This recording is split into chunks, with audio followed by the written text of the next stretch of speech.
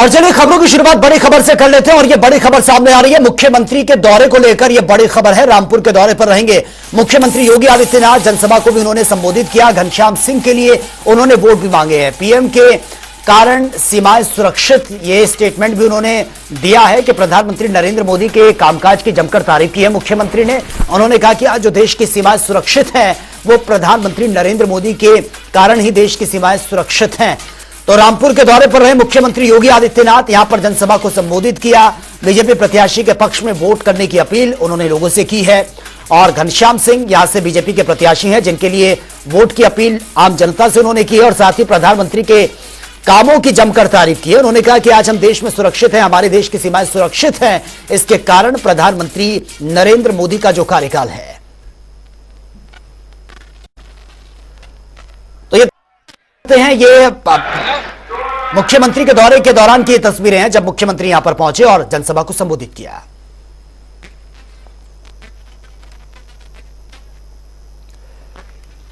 BJP में जाने की अटकलों के बीच कांग्रेस के प्रदेश अध्यक्ष अजय राय का बड़ा बयान भी सामने आ गया। इन अटकलों पर विराम लगाते हुए अजय राय ने कहा कि वो जीवन पर्यंत कांग्रेस के साथ रहेंगे। और यही नहीं, अजय राय ने बीजेपी पर भी जमकर निशाना साधते हुए कहा कि वो सिर्फ लोगों के राजनीतिक चरित्र पर कुठाराघात में रहते हैं। वहीं बड़ा दावा करते हुए उन्होंने यह भी कहा कि इस बार बनारस में इतिहास रचा जाना है और कांग्रेस पार्टी में जो मान सम्मान मिला वो कहीं और नहीं मिल सकता।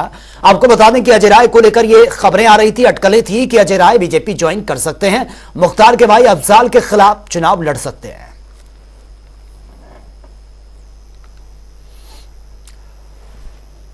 और वहीं बाराबंकी लोकसभा सीट से इंडिया अलायंस के प्रत्याशी तनुज पुनिया के समर्थन में कांग्रेस की ओर से प्रेस वार्ता का आयोजन किया गया, जिसमें विधानमंडल दल के नेता, आपको बता दें कि अनुराधा मिश्रा मोना ने मोदी सरकार को एक तानाशाह करार दिया है और उन्होंने कहा कि राम मंदिर का जिक्र करते हुए कहा कांग्रेस पार्टी का सीधा स्पष्ट स्टैंड है कि कोई भी राम मंदिर के दर्शन करने के लिए स्वतंत्र है, किसी को रोका नहीं जा सकता। वहीं कांग्रेस के घोषणा पत्र पर मुस्लिम लीग बताने वाले बयान पर भी आराधना मिश्रा का यह बयान सामने आया। उन्होंने कहा कि ये सभी लोग बीजेपी की व्हाट्सएप यूनिवर्सिटी से पढ़कर बयान देते हैं।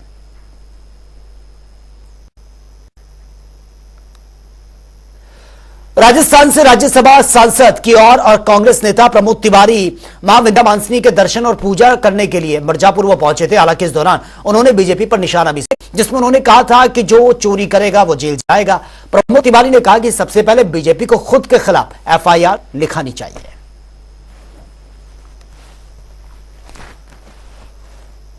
और वहीं बदायूं पहुंचे बीजेपी के प्रदेश अध्यक्ष भूपेंद्र चौधरी ने पार्टी कार्यालय पर पदाधिकारियों के साथ बैठक कर रणनीति बनाई।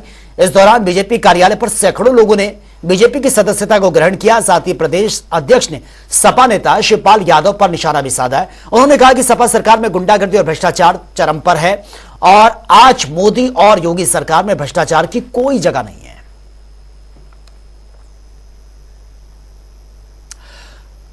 और किसान मंच के राष्ट्रीय अध्यक्ष और आम आदमी पार्टी के जिला प्रभारी शेखर दीक्षित ने जनता टीवी से एक्सक्लूसिव बातचीत की है, वो देख लेते हैं। चुनाव का ऐलान के बाद अब सभी राजनीतिक दल इस समय कैंपेनिंग में जुटे हुए हैं। प्रधानमंत्री से लेकर विपक्ष के नेता राहुल गांधी भी लगातार कैंपेनिंग कर रहे हैं। लेकिन मुद्दे क्या होंगे चुनाव के और चुनाव आखिर किन मुद्दों के साथ जनता में इस बार जाने वाला है? हमारे साथ शेखर दीक्षित जी हैं, किसान मंच के राष्ट्रीय अध्यक्ष हैं। शेखर जी, बहुत चुनावी सरगर्मियां तेज हो गई हैं। उत्तर प्रदेश में फिलहाल आप किसानों को लेकर क्या देखते हैं और किस ओर राजनीति जा रही है इस बार, क्या समीकरण कहते हैं? जी बहुत बहुत धन्यवाद, नमस्कार। देखिए, उत्तर प्रदेश में अगर आप देखेंगे राजनीतिक समीकरण को तो लगभग बीजेपी की मैक्सिमम सीटें जो पिछली बार जीती हुई थी वो सारी की सारी इसमें नेक टू नेक फंस गई हैं। इंडिया गठबंधन तो इंडिया अलायंस तो हुआ, लेकिन इंडिया अलायंस होने के साथ उस पर वर्किंग अच्छी नहीं हो पाई।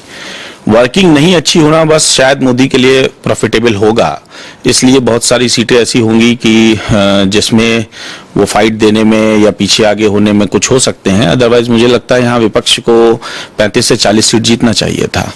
अब डिपेंड लेकिन ये करेगा कि कांग्रेस और सपा का तालमेल कैसा होगा। बसपा हालांकि विरोधी भूमिका निभा रही है और बसपा की वजह से भी अनबैलेंस्ड हुआ है बहुत जगह, तो अगर यहाँ सब वाकई इंडिया गठबंधन और विपक्ष एक जगह खड़ा होता तो मुझे लगता है कि भाजपा जो सपना देख रही थी वो सपने से बहुत नीचे चली जाती और यहाँ पे शायद 30-35 सीट जीतना भी भाजपा के लिए मुश्किल होता।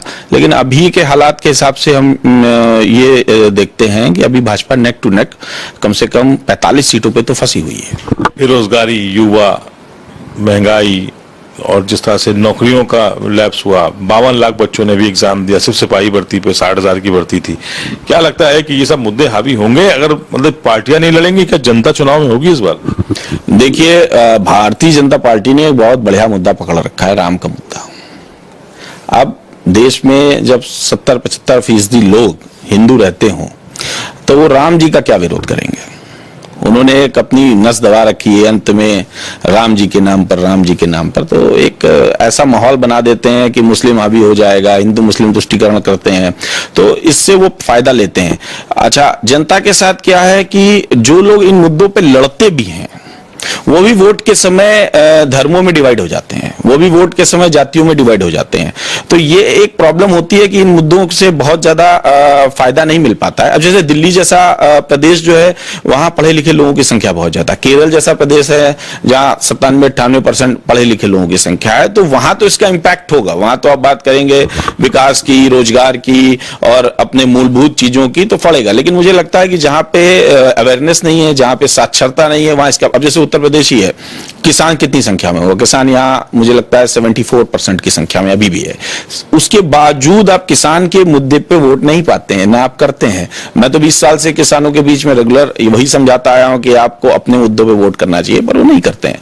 तो ये एक समस्या तो है, लेकिन मुझे लगता है वापस चुनाव जो है ये धर्म पे ही ले जाएंगे और धर्म पे ही करेंगे। वही उनकी लिए यूनिक सेलिंग पावर है। आज की डेट में जो धर्म है ना, वो बीजेपी का यूनिक सेलिंग पावर है। फिलहाल आपकी क्या अभी राजनीतिक सक्रियता होने वाली है? चुनाव नजदीक आ गए हैं, पहली पोलिंग भी शुरू होने वाली है, ऐसे में शेखर दीक्षित किस भूमिका में नजर आएंगे? देखिए, मैं फिर आपसे कहूं कि हमारा सबसे ज्यादा प्रभाव राष्ट्रीय किसान मंच का उत्तर प्रदेश में है। उत्तर प्रदेश में हम आम आदमी पार्टी के साथ क्लब हुए थे। आम आदमी पार्टी एक भी सीट पे चुनाव नहीं लड़ रही है। अब चूंकि आम आदमी पार्टी किसी सीट पे चुनाव ही नहीं लड़ रही है, तो अब ऐसे में हम भी अपने लोगों से क्या ही अपील करेंगे। अब अगर हमको कांग्रेस को जिताना होगा, हमको सपा को जिताना होगा, तो उसके लिए तो फिर हम अलग गठबंधन में जा सकते थे, अलग बात कर सकते थे। तो मुझे तो रहता है कि फिर भी मैं तो यही अपील करूंगा कि इंडिया गठबंधन को वोट दें, इंडिया गठबंधन को जिताएं और इंडिया गठबंधन के साथ रहें, क्योंकि अगर आपको धर्म की लड़ाई में जीतना है तो आपको इधर रहना पड़ेगा। लेकिन मैं पर्सनली अपनी बात अगर करूं तो मैं थोड़ा सा इस बात को लेके हताश हूं कि पार्टी को चुनाव में एक भी सीट नहीं लड़ रही है। सीट लड़ना चाहिए था, लड़ते तो उसका अलग परिणाम आता। शुक्रिया हमसे बात करने के लिए। शेखर दीक्षित जी हैं, किसान मंच के राष्ट्रीय अध्यक्ष हैं और इसके अलावा आम आदमी पार्टी के जिला अध्यक्ष भी रहे। फिलहाल इनका जो चुनावी समीकरण है वो ये कहता है कि विपक्ष पूरी तरह से मैदान में नहीं है, इसकी वजह से भाजपा को इसका फायदा मिलेगा। लेकिन देखना होगा नतीजे क्या कहते हैं। फिलहाल उत्तर प्रदेश में चुनावी सरगर्मियां तेज हो चुकी हैं। कैमरा पर्सन आशीष के साथ आखिर की जनता टीवी, लखनऊ। और वृंदावन के ठाकुर श्री बांके बिहारी मंदिर में श्रद्धालुओं की भीड़ लगातार बढ़ती जा रही है, जिसके चलते आए दिन यहां घटनाएं भी होती हैं। और इसी तरह से एक वीडियो सोशल मीडिया पर बहुत तेजी से वायरल हो रहा है। मंदिर में लगे सीसीटीवी में कैद हुई इन तस्वीरों में यह साफ नजर आ रहा है कि रेलिंग से दर्शन कर रहा युवक वीआईपी कटघरे में जाकर वो गिरा है और जिससे कि सुरक्षा कर्मियों में हड़कंप मच गया। खास बात यह है कि घटना के वक्त एक हाईकोर्ट के जज भी अपने परिवार के साथ दर्शन करने के लिए पहुंची थी, लिहाजा कटघरे में मौजूद सुरक्षा कर्मियों समेत किसी को भी कोई भी गंभीर चोट नहीं आई है। और प्रदेश भर में आगजनी के मामले लगातार सामने आ रहे हैं। खासतौर से खेतों में लगने वाली आग के मामले ये बहुत ज्यादा बढ़ रहे हैं। ताजा मामला फतेहपुर से सामने आया, जहां पर लगभग 16 किसानों की 40 बीघा गेहूं की पकी हुई फसल जलकर राख हो चुकी है। और ऐसा ही मामला रायबरेली से भी सामने आया, जहां पर आधा दर्जन किसानों की जो कई बीघा फसल ये थी पकी हुई, वो भी पूरी राख में तब्दील हो गई है। हालांकि दोनों ही मौके पर प्रशासनिक अधिकारियों ने नुकसान का आकलन कर लिया है और जल्दी भरपाई का भी आश्वासन ये दिया गया है। चैत्र नवरात्रि का आज पहला दिन है और प्रदेश भर के मंदिरों में सुबह से ही भक्तों की लाइनें देखने को मिल रही हैं। अलग अलग जगहों से तस्वीरें सामने आ रही है जहां पर सभी श्रद्धालु देवियों के दर्शन करने के लिए पूजा अर्चना करते हुए नजर आ रहे हैं। तस्वीरें आपके सामने हैं। रायबरेली, मिर्जापुर, प्रयागराज, लखनऊ, कानपुर, अयोध्या, वाराणसी, कानपुर की तस्वीर आप देख सकते हैं जहां पर दर्शन करने के लिए दूर दूर से श्रद्धालु यहां पर पहुंच रहे हैं।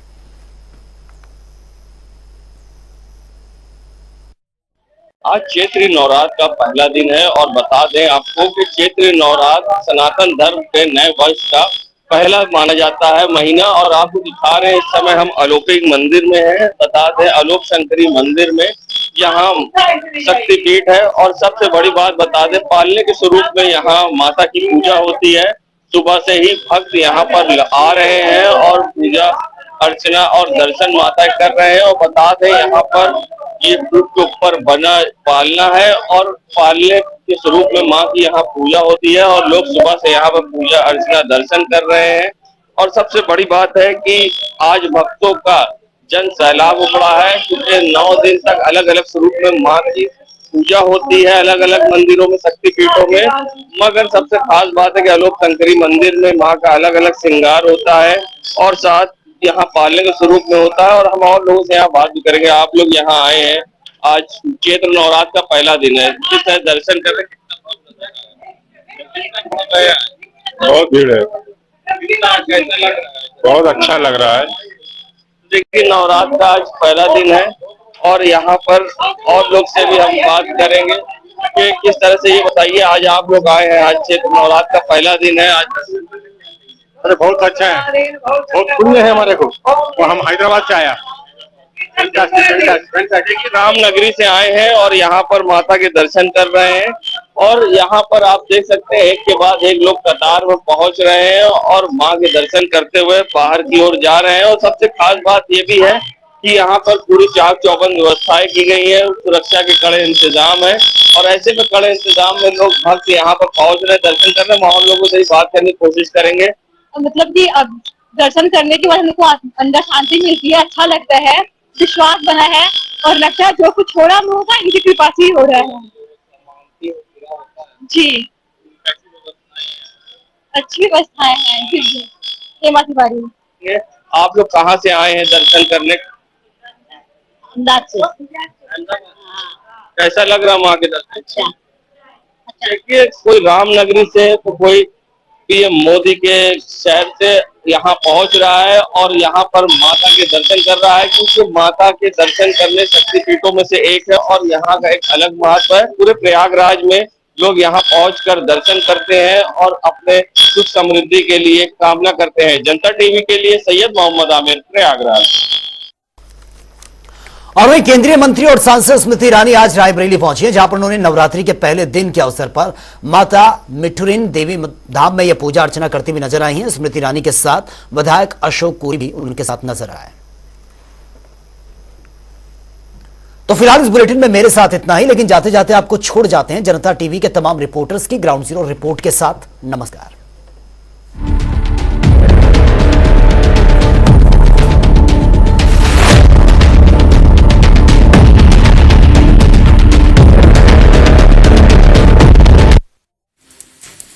गोरखपुर में एक दरोगा वर्दी को दागदार करने का काम किया है। आपको बताते चले कि 3 अप्रैल को कोतवाली थाना क्षेत्र के बेनीगंज चौकी इंचार्ज आलोक सिंह एक हवाला कारोबारी की वाहन चेकिंग के दौरान 85 लाख रुपए पकड़े और 35 लाख रुपए उस कारोबारी का वापस किया। बाकी के 50 लाख रुपए उन्होंने खुद हड़प लिया। कारोबारी लगातार उनसे 4 दिन रिक्वेस्ट करता रहा लेकिन वो पैसा वापस करने को तैयार नहीं रहे और बकायदे उन्होंने उस कारोबारी को एनकाउंटर करने तक की धमकी दे डाली। आपको बताते चले कि इस बात की जानकारी जब उच्चाधिकारियों को हुई तो पूरी तरीके से पुलिस विभाग में हड़कंप मच गया। एसएसपी ने क्राइम ब्रांच को इसकी जांच सौंपी। आपको बताते चले कि क्राइम ब्रांच ने उस दरोगा के घर से 44 लाख रुपए बरामद कर लिया है। ये भी बताते चले कि उस दरोगा के खिलाफ भ्रष्टाचार अधिनियम के तहत केस दर्ज कर उसे गिरफ्तार कर लिया गया है और बताया जा रहा है कि यह रुपया एक पूर्वांचल के दिग्गज नेता जो सत्ता पक्ष के हैं उनका था और यह नेपाल के बॉर्डर पर ले जाया जा रहा था। रायबरेली जिले के शलोन में स्थित दुबहन गांव में बनी सड़क 24 घंटे में ही चढ़ी भ्रष्टाचार की भीड़। दरअसल रायबरेली जिले के शलोन तहसील में आने वाले दुबहन गांव में महज 24 घंटे के अंदर बनी हुई सड़क पूरी तरीके से ध्वस्त हो गई, जिसको लेकर अब पीडब्ल्यूडी विभाग और ठेकेदार पर ग्रामीणों का काफी आक्रोश देखने को मिल रहा है। हालांकि फिलहाल खबर दिखाए जाने के बाद पीडब्ल्यूडी विभाग या ठेकेदार पे कोई कार्रवाई होती है यह तो आने वाला समय ही बताएगा, लेकिन 24 घंटे के ही अंदर बनी सड़क पूरी तरीके से ध्वस्त हो जाने के बाद अब यह साफ अंदाजा लगाया जा सकता है कि सड़क निर्माण का कार्य किस तरीके से और किस गुणवत्ता से किया गया था। निकाली गई शोभा यात्रा हिंदू संगठन के तमाम पदाधिकारी कार्यकर्ताओं सहित समाज सेवियों ने लिया बढ़ चढ़ के हिस्सा। आपको बताते चले जनपद कानपुर देहात के रसूलाबाद कस्बे हिंदू संगठन के द्वारा हिंदू नववर्ष की शुरुआत करते हुए शोभा यात्रा निकाली गई, जहां पर बताया गया कि हिंदी कैलेंडर के अनुसार नवरात्रि के प्रथम दिन हिंदू नववर्ष की शुरुआत होती है, जिसको लेकर आज हिंदू संगठन के तमाम कार्यकर्ताओं पदाधिकारियों से समाज सेवियों ने बढ़ चढ़ कर शोभा यात्रा निकालते हुए जय श्री राम के नारों के साथ शोभा यात्रा को रसूलाबाद नगर पंचायत के विभिन्न कस्बों से होते हुए रसूलाबाद के धर्मगढ़ बाबा मंदिर पहुंची, जहां पर शोभा यात्रा में बढ़ चढ़ कर समाज सेवी सहित हिंदू संगठन के कार्यकर्ताओं ने बढ़ चढ़ कर हिस्सा लिया। इस दौरान शोभा यात्रा रसूलाबाद के विस्तृत चौराहे पहुंची, जहां पर समाज सेवी गोलू के द्वारा हिंदू संगठन के पदाधिकारी व कार्यकर्ताओं को जलपान कराया गया। लोकसभा चुनाव को लेकर अलीगढ़ प्रशासन पूरी तरीके से मुस्तैद है। शांतिपूर्वक चुनाव कराने के लिए चप्पे चप्पे पर नजर बनाई हुई है। वहीं अलीगढ़ ताले और तालीम की नगरी से जाने जाने वाले स्थान पर ताला नगरी में मुखबिर द्वारा सूचना मिली कि एक भारी मात्रा में असला बनाने की फैक्ट्री चल रही है, जिसको लेकर स्थानीय पुलिस थाना क्वारसी और एसओजी टीम द्वारा एक छापामार कार्रवाई की गई थी। जहां जब छापामार कार्रवाई की गई थी, इसी दौरान जो है असला फैक्ट्री संचालकों ने पुलिस पर फायरिंग कर दी, जहां पुलिस ने घेराबंदी करते हुए 2 आरोपियों को हिरासत में ले लिया और काफी मात्रा में बने अधबने असले बरामद किए। वहीं पुलिस के आला अधिकारियों ने मीडिया को बुलाकर जानकारी दी गई कि ये जो फैक्ट्री थी वो काफी दिनों से चल रही थी और चुनाव को मद्देनजर इस फैक्ट्री पर पुलिस ने कड़ाई से कार्रवाई करते हुए 2 आरोपियों को हिरासत में लेकर जेल भेज दिया गया है। मैनपुरी की प्रत्याशी लोकसभा प्रत्याशी डिम्पल यादव आज अपने भोगां विधानसभा क्षेत्र में अपनी बेटी अदिति और अपने भतीजे पूर्व सांसद प्रताप यादव के साथ प्रचार प्रसार में दिखाई दी। वहीं पर उन्होंने बीजेपी को तंज कसते हुए कहा है कि जहां पे गवर्नमेंट ऑफ इंडिया जहां लिखा जाता था वहां पे इंडिया जब से गठबंधन हुआ है तब से इंडिया बोलने में भी हिचकिचाती है। वहीं पर एक वचन जो है प्राण जाए पर वचन न जाए, वहीं पर उन्होंने तंज कसते हुए कहा है कि जहां पे बीजेपी ने जो वादे किए थे कि युवाओं के खाते में 15 लाख रुपए, गैस सिलेंडर मुफ्त, 2 करोड़ युवाओं को रोजगार, कई एक ऐसे वादे किए थे जो विफल नजर आ रहे हैं। और वहीं पर उन्होंने जो मध्य प्रदेश के जो मुख्यमंत्री हैं मोहन यादव प्रचार प्रसार को लेकर बात की, तो उन्होंने कहा है कि ये मैनपुरी जो है समाजवादी पार्टी की विचारधारा वाली है और यहीं से समाजवादी पार्टी की विचारधारा पूरे यूपी में जाती है। तो उन्होंने अपनी मजबूती को उन्होंने बार बार यही कहा है कि पिछले बार जो उनकी जीत जो हासिल हुई है उस बार उससे डबल जीत उनको हासिल होगी और कहीं ना कहीं बीजेपी जो है बौखलाई हुई है। नवरात्र का आज प्रथम दिन है और ऐसे में चैत्र नवरात्र पर साथ ही ये भी माना जाता है कि सनातन धर्म में नव वर्ष का पहला दिन होता है और हिंदू नव वर्ष की शुभ प्रारंभ हुआ है। और ऐसे में अब हिंदूवादी संगठनों ने सड़कों पर उतरकर जश्न मनाया है। आज सुबह चौराहे पहुंचकर हिंदूवादी संगठनों ने शंखनाद किया और घंटे घड़ियाल बजाए हैं और साथ ही गरीबों में मिठाई बांटकर एक दूसरे को नव वर्ष की बधाई भी दी है। और शहर के विभिन्न इलाकों में हिंदूवादी संगठन व अन्य लोगों की तरफ से जहां हिंदू नववर्ष मनाया गया तो संगम पर भी लोगों का जन सैलाब उमड़ा सा दिखाई दिया। हिंदू नववर्ष के पहले दिन लोग संगम में आस्था की डुबकी लगाते दिखाई दिए और विधि विधान से पूजा अर्चना भी लेटे हनुमान मंदिर पर करते दिखाई दिए और साथ ही एक दूसरे को बधाई देते दिखाई दिए और जगह जगह गरीबों को खाना खिलाते भी दिखाई दिए हैं।